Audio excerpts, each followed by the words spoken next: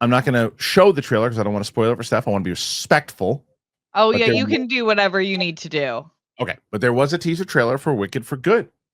And Universal Pictures has unveiled the teaser trailer for Wicked for Good, the upcoming second Wicked movie, which adapts the back half of the musical.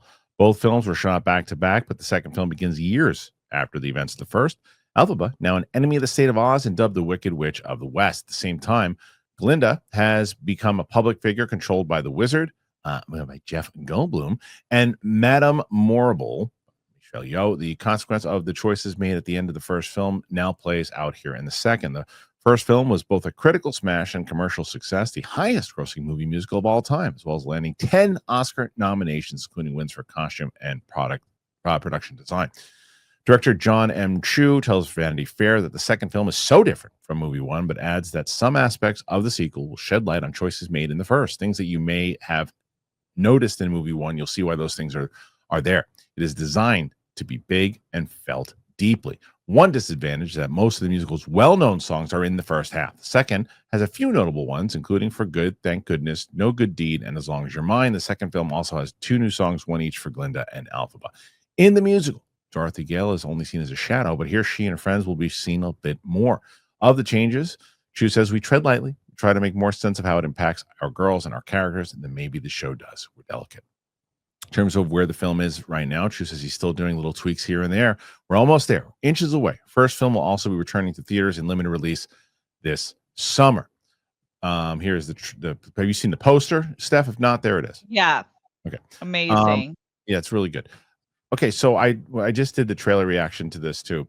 I said the first thing I said was, if you're a Wicked fan and you see this, you'll lose your mind. You'll lose your mind.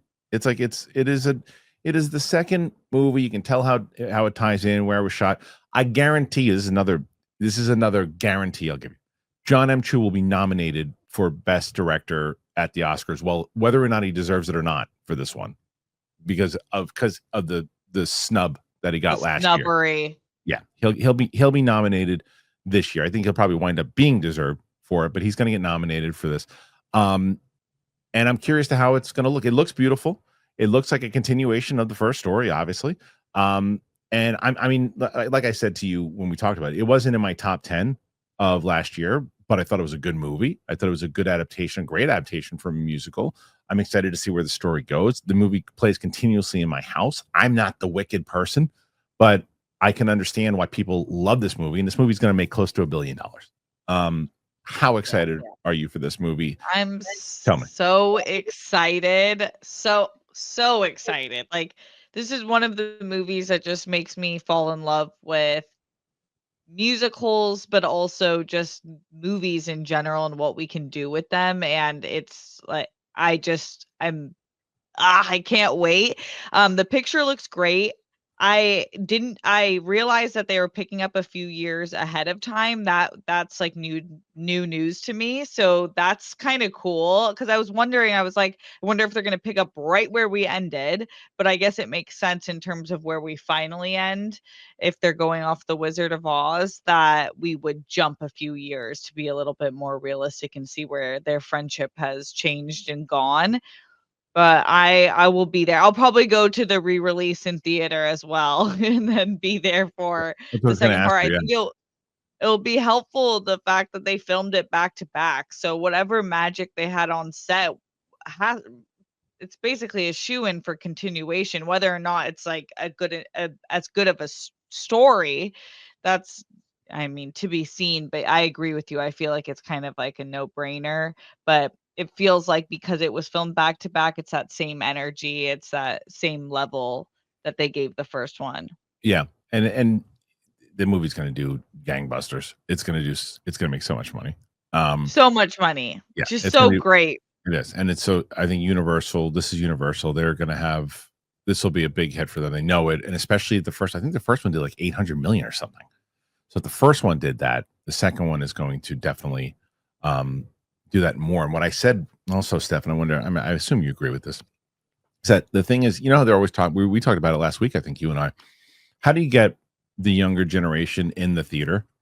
Because they're looking at TikTok or other things, and it's not a movie going generation the way that like my generation was, your generation was, like, let's go to the movies. They don't do that.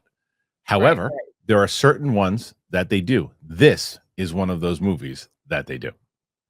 Yeah, they will be there, and they Yeah. will be dressed up.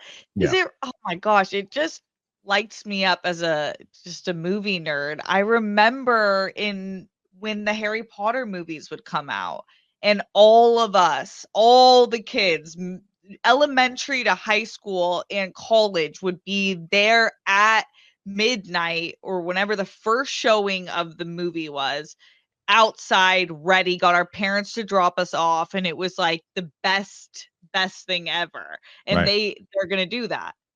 Easily. My oldest will definitely be doing it. There'll be birthday parties that people go to do it. It's like there'll be sing-alongs, all these things. So this movie's going to make an insane amount of money. Okay, it is great to have Turtle Beach back.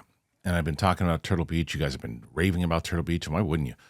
The Stealth 700 headset that I got, it was so great. It just what stood out to me was the sound, man. Like just playing that Indiana Jones game, as I've told you guys, you could just hear every little thing. I love it. And it locks me in. It's better than the other previous headsets I've had. I don't like being aware that there's other things going on around me. I like being locked into it and hearing every bit of the sound design and just comfortability, to be honest with you. I could wear them for hours. I did. It's almost like they're so comfortable in my head. I was like, oh, I didn't realize I have these things on. I love how precise the audio is. I just feel like I'm so locked into the game when I'm doing it. And it's like that feeling I get when I'm in the theater. I'm just in the world because of the sound. I love sound. You guys know that.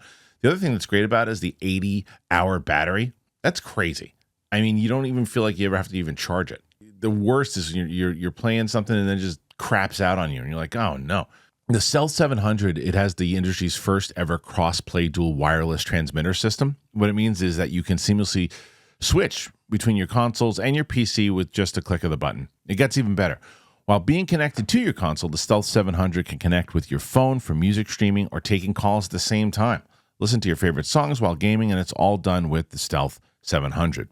And this is the easy part. You head to turtlebeach.com, use that code Kristian for 10% off your entire order. 10% off at turtlebeach.com with the promo code Kristian. But you're going to purchase it, and then they're going to say, hey, where'd you hear about us? You say, our show. You support our show, you tell them that we sent you, and get the ultimate immersive gaming experience with Turtle Beach today.